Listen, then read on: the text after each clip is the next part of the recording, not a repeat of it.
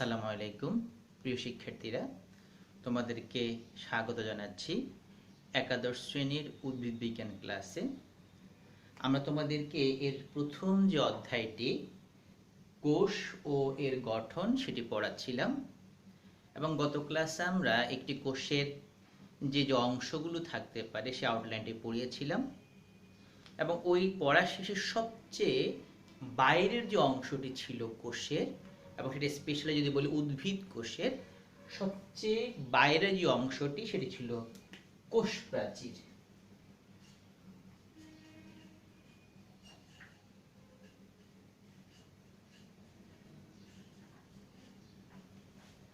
আর আজকে আমরা ইনশাল্লাহ তোমাদেরকে এই কোষ প্রাচীরের ভৌত এবং রাসায়নিক গঠন যেটি সেটি পড়াবে ইনশাল্লাহ। তো আগের মতোই আমরা যা পড়াবো, তোমরা যখন এই ভিডিওটি দেখবে চেষ্টা করবে লেখাগুলো লিখতে, যা একটা তোমাদের নোট আকারে তৈরি হয়ে যাবে। তোমার প্রথম আসছি, দেখো কোষ প্রাচীর। এবার নাম থেকেই বোঝা যায় প্রাচীর মানে হচ্ছে আবরণ।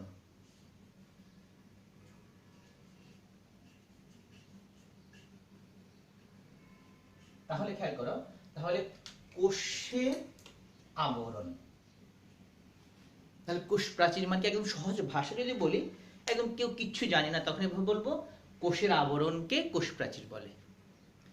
তাহলে খেয়াল করো, আবরণ হচ্ছে, তুমি ভাবো আমরা যে আবরণের কথা বলি, আমাদের এই পোশাকটি একটা আবরণ। তাহলে ভাবো এই যে শার্টটি এখন আমি গায়ে দিয়েছি, এর বাইরে কিন্তু কিচ্ছু নাই।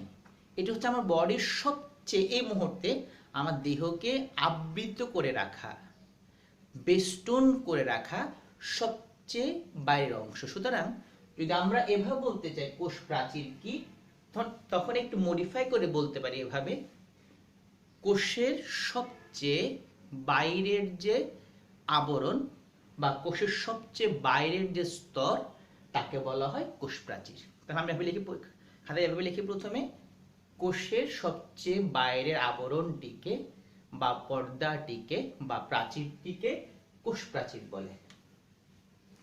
এখন দেখো এই কথাটি বললাম, এর মাঝে এই যে কোষ প্রাচীরটি আছে, এই কোষ প্রাচীর প্রথমত হচ্ছে যে উদ্ভিদ কোষে থাকে। খেয়াল করো, কোষ প্রাচীরটি থাকে উদ্ভিদ কোষে, বাট প্রাণী কোষে এই কোষ প্রাচীরটি দেখা যায় না। তাহলে যদি উদ্ভিদ কোষে থাকে, প্রাণী কোষে না থাকে, তখন আমরা সংজ্ঞাটিকে একটু মডিফাই করে বলতে পারি এভাবে, উদ্ভিদ কোষের চারদিকে যে আবরণটি থাকে, খেয়াল করো উদ্ভিদ কোষের চারদিকে, অথবা বলতে পারো উদ্ভিদ কোষের সবচেয়ে বাইরের দিকে যে আবরণটি থাকে তাকে বলা হয় কোষ প্রাচীর। এবার খেয়াল করো, তখন একটু প্রশ্ন করছে আবার যে উদ্ভিদ কোষে কোষ প্রাচীরটি রয়েছে, সেই কোষ প্রাচীরটি কি দিয়ে গঠিত? আমরা উত্তর দিচ্ছি সেটি হলো সেলুলোজ দিয়ে গঠিত। যদিও আবার প্রশ্ন আসতে পারে এই সেলুলোজটা কি, এই সেলুলোজটা কি আমরা এগুলো তোমাদেরকে পড়াবো তোমাদের উদ্ভিদ বিজ্ঞান তৃতীয় অধ্যায় যেটি আছে সেখানে পড়াবো আমরা, কোষ রসায়ন চ্যাপ্টারে।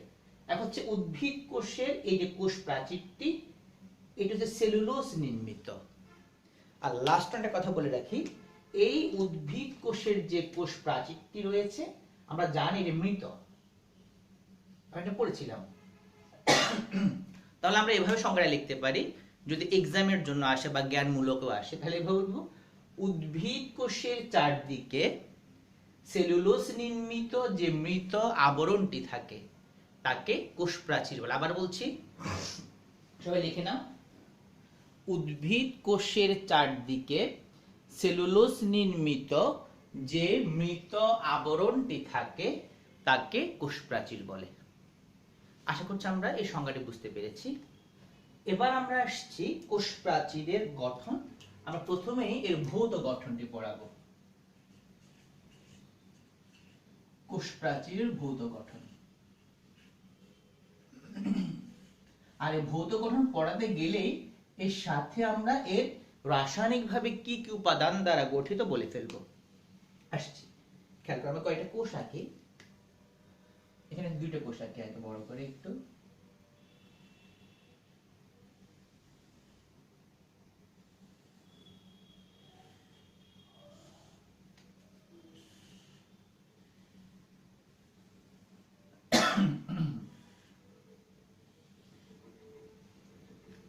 আসছি, দেখো আমরা এখানে পাশাপাশি দুটি কোষ এঁকেছি এবং এখানে আরো কয়েকটি কোষ আঁকি তোমাদের বোঝানোর সুবিধার্থে।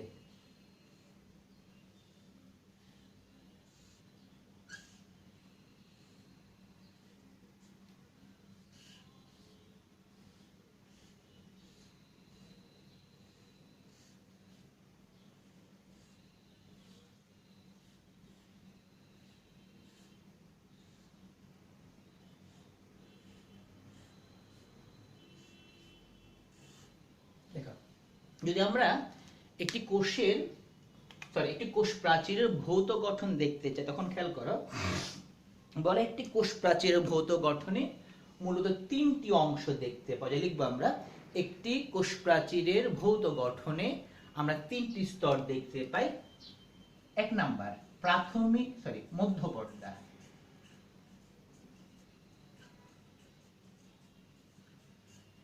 প্রথম হচ্ছে মধ্য পর্দা।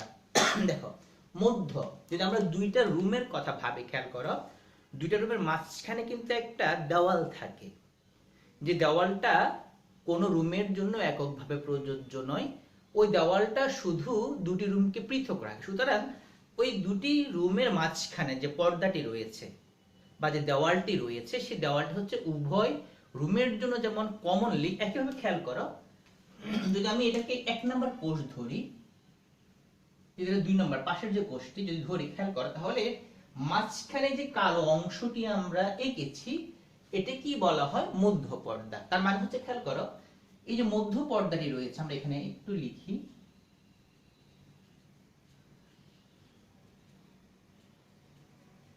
তাহলে আমরা এভাবে বলতে পারি, মধ্য পর্দা এটি দুটি কোষের মাঝখানে অবস্থিত। খেয়াল করো, এটি দুটি কোষের মাঝখানে, শুধু দুটি না, আমরা এদিকেও কোষ আঁকতাম, খেয়াল করো, তাহলে একইভাবে এটা হতো মধ্য পর্দা। এদিকে যদি কোষ আঁকি, খেয়াল করো, এটা মধ্য পর্দা, এদিকে কোষ আঁকলে এটা মধ্য পর্দা, এদিকে আঁকলে এটা। অর্থাৎ দুটি কোষের মাঝখানে যে সাধারণ প্রাচীরটি রয়েছে, লেয়ারটি রয়েছে, স্তরটি রয়েছে, তাকে আমরা কি বলি? মধ্য পর্দা। তাহলে এভাবে বলবো, এটি দুটি কোষের মাঝখানে অবস্থিত সাধারণ পর্দা নামে পরিচিত। যা কি করে, খেয়াল করো, যা কি করে, দুটি কোষকে, একটি কোষ থেকে আরেকটি কোষকে আলাদা রাখে বা পৃথক রাখে। এখন বলা হয়, তোমরা পড়েছিলে আগে, মনে আছে কিনা তোমাদের, মাইটোসিস কোষ বিভাজনের যখন টেলোফেজ পর্যায় ঘটে, তখন মাঝখানে একটি মধ্য পর্দা সৃষ্টি হয়। অর্থাৎ অ্যানাফেজ শেষে যখন ক্রোমোজোমগুলো দুটি বিপরীত মেরু চলে যায়, তখন মাঝখানে টেলোফেজ পর্যায়ে আসার সাথে সাথে সেল প্লেট তৈরি হয়, আর ওই সেল প্লেটটা তৈরি হয়, সেই সেল প্লেটটাই আসলে মূলত মধ্য পর্দা নামে পরিচিত। সুতরাং আমরা বলবো, মাইটোসিস কোষ বিভাজনের টেলোফেজ পর্যায়ের শেষ দিকে এই মধ্য পর্দার উৎপত্তি ঘটে। এবং বলা হয়, এই মধ্য পর্দা তৈরি হয় মূলত দুটি উপাদান দিয়ে। একটি হচ্ছে সাইটোপ্লাজম থেকে আসা ফ্র্যাগমোপ্লাস্ট। দেখো, সাইটোপ্লাজম থেকে আসা ফ্র্যাগমোপ্লাস্ট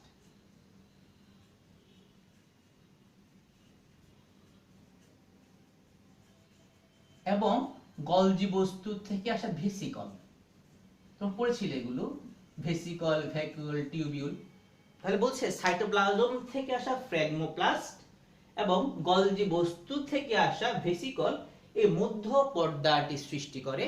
এবং বলা হয়, মধ্য পর্দায় প্রচুর পরিমাণে প্যাকটিক অ্যাসিড থাকে, প্যাকটিক অ্যাসিড। আর এই প্যাকটিক অ্যাসিড থাকার কারণেই কিন্তু মধ্য পর্দাটি বলা হয় অনেকটাই জেলির মতো হয়। এখন দেখো, যদি দুইটা রুমের মাঝখানে দেওয়ালটা তুমি ভেঙে ফেলো, তাহলে কি হবে? দুইটা রুম এক হয়ে যাবে না? তখন বলা হয় কিভাবে, যদি এই মধ্য পর্দাটি বিলুপ্ত হয়ে যায়, আলাদা হয়ে যায়, তখন কি হবে? দুইটা কোষ তাদের স্বতন্ত্রতা হারিয়ে একসাথে হয়ে যায়। আমি এই ব্যাপারটা আবার বলছি, পুরোটা মধ্য পর্দা। তোমরা যে অংশ মিস করছে লিখে নাও। এটি দুটি কোষের মাঝখানের সাধারণ প্রাচীর বা সাধারণ পর্দা নামে পরিচিত, যা দুটি কোষকে পরস্পর থেকে আলাদা রাখে। মাইটোসিস কোষ বিভাজনের টেলোফেজ পর্যায়ের শেষ দিকে মধ্য পর্দার আবির্ভাব ঘটে। সাইটোপ্লাজম থেকে আসা ফ্র্যাগমোপ্লাস্ট এবং গলজি বস্তু থেকে আসা ভেসিকল মিলিতভাবে এই মধ্য পর্দাটি সৃষ্টি করে। পেকটিক অ্যাসিড বেশি পরিমাণে থাকার কারণে মধ্য পর্দাটি জেলির ন্যায় হয়, নরম হয়। যখনই এই মধ্য পর্দাটি বিলুপ্ত হয়ে যায় তখনই দুটি কোষ তাদের স্বতন্ত্রতা হারিয়ে একসাথে হয়ে যায়। তার মানে হচ্ছে মধ্য পর্দাটি শুধু দুটি কোষকে পৃথক রাখছে। এই যে কালো অংশটুকু। এবার আসো, কোষ বিভাজনের প্রাক্কালে টেলোফেজ পর্যায়ে মধ্য পর্দা সৃষ্টি হলো। এখন কে দেখো এরপরে কি হয়, এরপরে মধ্য পর্দার উপরে বিভিন্ন প্রকার পদার্থ জমা হয়। আমরা কালার ভিন্নতা দিচ্ছি তোমাদেরকে বোঝানোর সুবিধার্থে। দেখো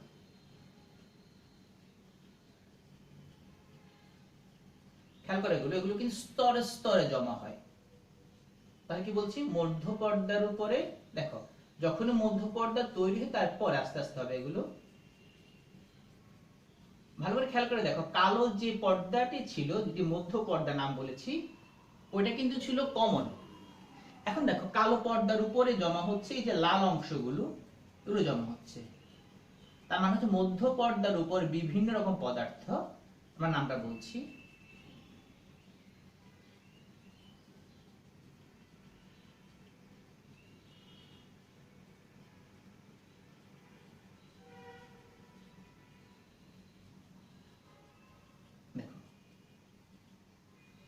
কি পদার্থ বলছে এখানে মূলত তিন ধরনের, আমরা নামটা এখানে একটু পরে লিখবো। 2 নাম্বারটা 1 নাম্বার গেলে এবার 2 নাম্বারটা লিখে খেয়াল করো। 2 নাম্বারটা মধ্য পর্দার উপর জমা হয় কি কি, জমা হয় সেলুলোজ। এটা হলো প্রথম স্তরটা, মধ্য পর্দা জমা হয় কি সেলুলোজ। জমা হয় কি হেমিসেলুলোজ। এই সবগুলো আমরা উত্তর দিব, সেলুলোজ কি হেমিসেলুলোজ কি।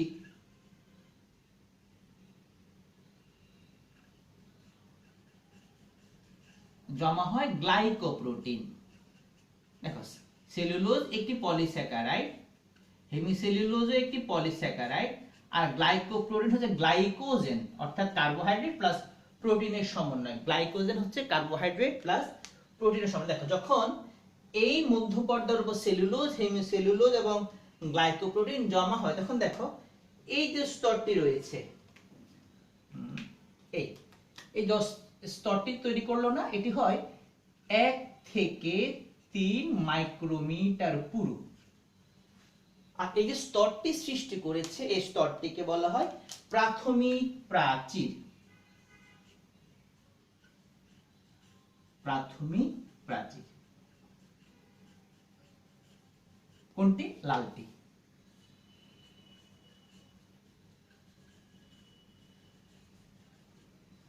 খেয়াল করো আমরা কিন্তু যখনই ভৌত গঠন পড়াচ্ছি সঙ্গে সঙ্গে কিন্তু রাসায়নিক গঠন হয়ে যাচ্ছে। কিভাবে, মধ্য পর্দায় কি থাকে জেনে গেলাম, প্রাথমিক প্রাচীর কি থাকে জেনে গেলাম। তার মানে এভাবে বলি আমরা সামারি করি এখন, অর্থাৎ কোষ প্রাচীরের সেকেন্ড যে লেয়ারটি সেটি হচ্ছে প্রাথমিক প্রাচীর, প্রথম যে লেয়ারটি এর মধ্য পর্দা। তাহলে এভাবে বলতে পারি মধ্য পর্দার উপর সেলুলোজ, হেমিসেলুলোজ, গ্লাইকোপ্রোটিন ইত্যাদি পদার্থ জমা হয়ে 1 থেকে 3, দেখো মনে রাখবে এই 1 থেকে 3 মাইক্রোমিটার কিন্তু ফিক্সড, এটা মনে রাখতে হবে, এমসিকিউর জন্য ইম্পর্টেন্ট।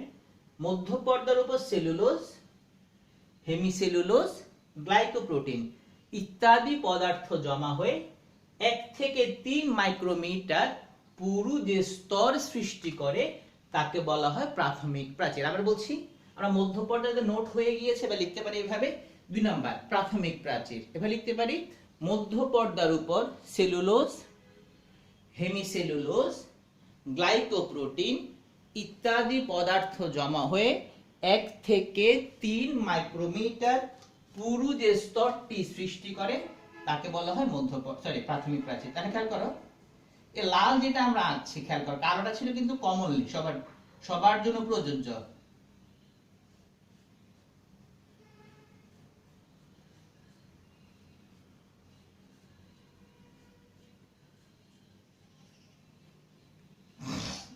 যদি আমরা মাঝখানে কোষকে 1 দিয়ে বুঝাই তাহলে খেয়াল করো 2 নাম্বার কোষটার সাথে 1 নাম্বার কোষের কমন হচ্ছে মধ্য পর্দাটা, 3 এর সাথে 1 এর কমন মধ্য পর্দাটা, 1 এর সাথে 4 এর কমন মধ্য পর্দাটা, 5 এরও সেম, 6 এরও সেম, 7 সেম। খেয়াল করো বাট সমস্যা কোথায়? দেখো লাল যে অংশটি আছে অর্থাৎ প্রাথমিক প্রাচীর যেটি রয়েছে এটি কিন্তু কারোর জন্যই কমন না। দেখো 2 এর লাল অর্থাৎ 2 এর প্রাথমিক প্রাচীরের সাথে 1 এর প্রাথমিক প্রাচীর, 1 এর সাথে 3 এর, 1 এর সাথে 4, প্রত্যেকের প্রাথমিক প্রাচীর কিন্তু আলাদা। সুতরাং বলছে মধ্য পর্দাটি কমন বাট প্রাথমিক প্রাচীরটি প্রত্যেকের ক্ষেত্রে কিন্তু আলাদা। সুতরাং লাল অংশ যেটা ওটা প্রাথমিক প্রাচীরটি কমন কোনো প্রাচীর নয়, এটা প্রত্যেকের ইন্ডিভিজুয়াল প্রাচীর। আসছি দেখো এখন এ পর্যন্ত যে অংশ ছিল মধ্য পর্দা এবং প্রাথমিক প্রাচীর, এই দুটি অংশ সব কোষের জন্য কমন, সেটা ম্যাচিউরড কোষ হোক কিংবা ইম্যাচিউরড অর্থাৎ পরিপক্ক বা একদম নবীন কোনো কোষ হোক একই। এখন বলে কিছু কোষ আছে যে কোষগুলো আর বিভাজিত হবে না বা বিভাজিত হয় না। তোমরা জানো স্থায়ী কোষ তাদের ট্রাকেট রয়েছে, তোমরা জানো। কিছু কিছু কোষে দেখা যায় কি এই প্রাথমিক প্রাচীরের উপর আরো কিছু পদার্থ জমা হয়, দেখতে বুঝতে পারছো পুরু।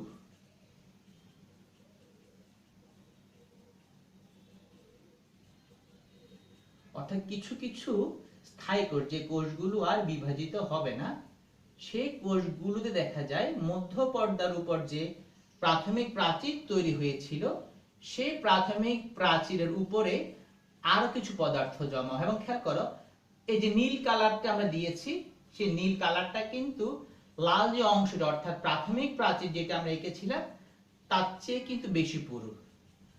তার মানে বোঝা যাচ্ছে যখন তারা স্তরে স্তরে জমা হয় তখন শেষ যে অংশটা এখন যেটা আঁকলাম এর পুরুত্ব অনেক বেশি থাকে।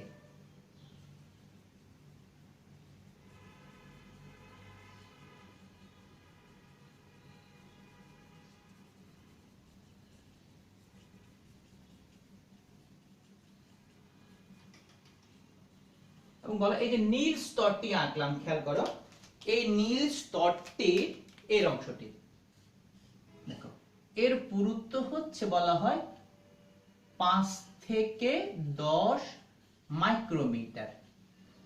এবং এখানে যে পদার্থগুলো জমা হয়েছে এখানে দেখো 3 নাম্বার যদি আমরা লিখি এর মধ্যে রয়েছে কি কি লিগনিন, সুবেরিন, ওয়াক্স বা মোম। তার মানে হচ্ছে খেয়াল করো অর্থাৎ প্রাথমিক প্রাচীর কিছু কোষ যে কিছু কিছু বিভাজনক্ষম কোষ ছাড়া যে কোষগুলো রয়েছে তারা বিভাজিত হতে পারে না, স্থায়ী কোষ বা স্থায়ী টিস্যু, সেক্ষেত্রে দেখা যায় কি প্রাথমিক প্রাচীরের উপরে লিগনিন, সুবেরিন এবং ওয়াক্স জমা হয়ে 5 থেকে 10 মাইক্রোমিটার একটু পুরু স্তর তৈরি করে যাকে বলে সেকেন্ডারি প্রাচীর।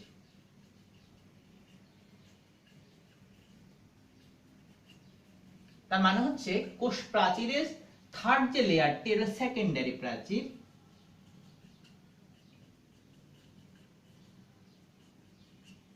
তো নরমালি বলা হয় কি খেয়াল করো যে কোষগুলো বারবার বলছি যে কোষগুলো বারবার বিভাজিত হয় সেই কোষগুলোতে কিন্তু এই সেকেন্ডারি প্রাচীরটি গঠিত হয় না। আবার বলছি যে কোষগুলো বারবার বিভাজিত হয় সেই কোষগুলোতে এই সেকেন্ডারি প্রাচীরটি গঠিত হয় না। এখন দেখো আমরা এভাবে এখন বিষয়টাকে উপস্থাপন করি। তাহলে নীল যেটা খেয়াল করো নীল হচ্ছে এটা,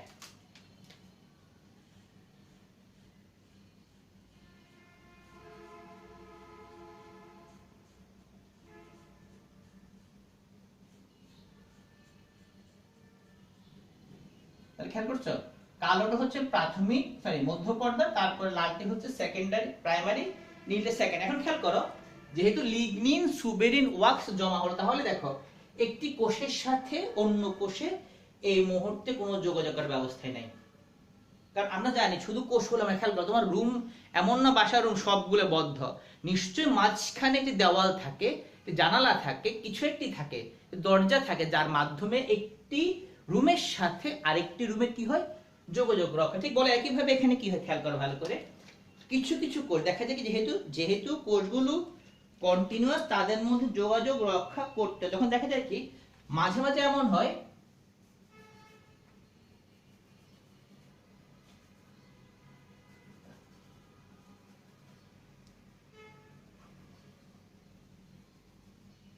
খেয়াল করো, তখন কি হয় বললাম এখানে কি হয় মাঝে মাঝে মধ্য পর্দার উপরে দেখো, মধ্য পর্দার উপরে মাঝে মাঝে প্রাথমিক প্রাচীর এবং সেকেন্ডারি প্রাচীর তৈরি হয় না। দেখো এখানে ভালো করে এই যে অংশটুকু আছে দেখো, এখানে মধ্য পর্দার উপরে প্রাথমিক প্রাচীর এবং সেকেন্ডারি প্রাচীর তৈরি হয়নি, শুধু মধ্য পর্দা রয়েছে।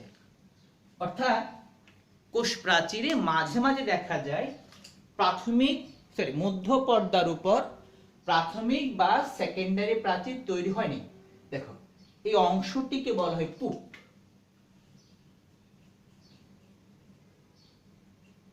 বা পিট।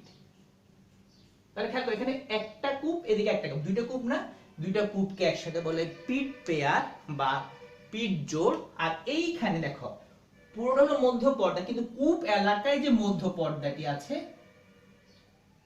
তাকে বলা হয় পিট মেমব্রেন। অর্থাৎ পুরোটা হলো মধ্য পর্দা, বাট যেহেতু এটা কূপ এলাকা বা পিট এলাকায়, তাই এটা কি বলা হয় পিট মেমব্রেন। এবং এই অংশ দিয়ে মূলত দুটি কোষ তাদের মাঝে যোগাযোগ রক্ষা করে। আর আমরা এখন সেকেন্ডারি প্রাচীরের যে কোষীয় উপাদান নাম জেনে গেছি কি কি, লিগনিন, সুবেরিন, মুন। আমরা পুরো ব্যাপারটা আরেকবার বুঝিয়ে বলি প্রিয় শিক্ষার্থীরা। প্রথম থেকে যা বলেছি সামারি করে দিচ্ছি। কোষ প্রাচীর সংজ্ঞা ছিল এভাবে, উদ্ভিদ কোষের চারদিকে বা সবচেয়ে বাইরের দিকে সেলুলোজ নির্মিত যে মৃত বা জড় আবরণ থাকে তাকে বলা হয় কোষ প্রাচীর। কোষ প্রাচীর প্রাণী কোষে যেহেতু অনুপস্থিত, তাই এটি উদ্ভিদ কোষের একটি অনন্য বৈশিষ্ট্য। এটি কোষ প্রাচীরের ভৌত গঠনে আমরা তিনটি লেয়ার দেখতে পাই। মধ্য পর্দা 1, প্রাথমিক প্রাচীর 2, সেকেন্ডারি প্রাচীর 3। মধ্য পর্দা এটি দুটি কোষের মাঝখানে অবস্থিত সাধারণ পর্দা নামে পরিচিত। মাইটোসিস কোষ বিভাজনের টেলোফেজ পর্যায়ের শেষ দিকে এর আবির্ভাব ঘটে। সাইটোপ্লাজম থেকে আসা ফ্র্যাগমোপ্লাস্ট এবং গলজি বস্তু থেকে আসা ভেসিকল এটি তৈরি করে। প্যাকটিক অ্যাসিড বেশি থাকার কারণে এটি জেলির ন্যায় একটু থকথকে হয়। যখন মধ্য পর্দাটি বিলুপ্ত হয়ে যায় তখন দুটি কোষ তাদের স্বতন্ত্রতা হারিয়ে এক হয়ে যায়। আর উপাদানগুলো আমরা জেনে গিয়েছি, রাসায়নিক উপাদানগুলো। মধ্য পর্দার উপরে সেলুলোজ, হেমিসেলুলোজ, গ্লাইকোপ্রোটিন ইত্যাদি জমা হয়ে 1 থেকে 3 মাইক্রোমিটার পুরু যে স্তর সৃষ্টি করে তাকে বলে প্রাথমিক প্রাচীর। লাস্ট ওয়ান ছিল সেকেন্ডারি প্রাচীর। কিছু কিছু অবিভাজনক্ষম কোষ যারা বিভাজিত হয় না, সে কোষগুলোতে প্রাথমিক প্রাচীরের উপর লিগনিন, সুবেরিন, মুন ইত্যাদি জমা হয়ে 5 থেকে 10 মাইক্রোমিটার পুরু যে স্তর তৈরি করে তাকে বলা হয় সেকেন্ডারি প্রাচীর। তবে যে কোষগুলো বারবার বিভাজিত হয় সে কোষগুলোতে সেকেন্ডারি প্রাচীর তৈরি হয় না। অনেক সময় দেখা যায় কোষ প্রাচীরে পাশাপাশি অবস্থিত দুটি কোষের মাঝখানে মধ্য পর্দার উপরে প্রাথমিক প্রাচীর বা সেকেন্ডারি প্রাচীর গঠিত হয় না। এই অংশে একটি কূপের মতো বা খাঁজের মতো অংশ দেখা যায়, এই অংশকে বলা হয় কূপ। এবং দুইটা কূপ মুখোমুখি থাকে যখন দুটি, তখন একে বলে পিট পেয়ার বা পিট জোড়। পুরো মধ্য পর্দা হলেও শুধু পিট এলাকা বা কূপ এলাকার যে মধ্য পর্দাটি তাকে বলা হয় পিট মেমব্রেন। বা এখন এই যে অংশটি এটি হলো ভৌত গঠন। যদি রাসায়নিক গঠন আসে কিভাবে লিখবো, একে সহজ। মধ্য পর্দায় থাকে কি জানি আমরা, প্রাথমিক প্রাচীর থাকে কি জানি, সেকেন্ডারি প্রাচীর কি থাকে জানি। আর আমরা সবাই কোষ প্রাচীরের কাজ কমলে জানি। প্রথম কাজ হচ্ছে প্রোটেকশন, নির্দিষ্ট আকার আকৃতি দেওয়া, পাশাপাশি কোষগুলোর মধ্যে যোগাযোগ রক্ষা করা, প্লাস বিভিন্ন বস্তুর আদান প্রদান করা, এগুলো কমনলি কাজ। তো প্রিয় শিক্ষার্থী, আশা করছি কোষ প্রাচীরের গঠনটি আমরা বুঝতে পেরেছি। তোমরা যে কাজটা করবে, এই ভিডিও শেষে এই অংশটি একটু নোট করে নেওয়ার চেষ্টা করবে। আবার দেখাবে ইনশাআল্লাহ। আসসালামু আলাইকুম।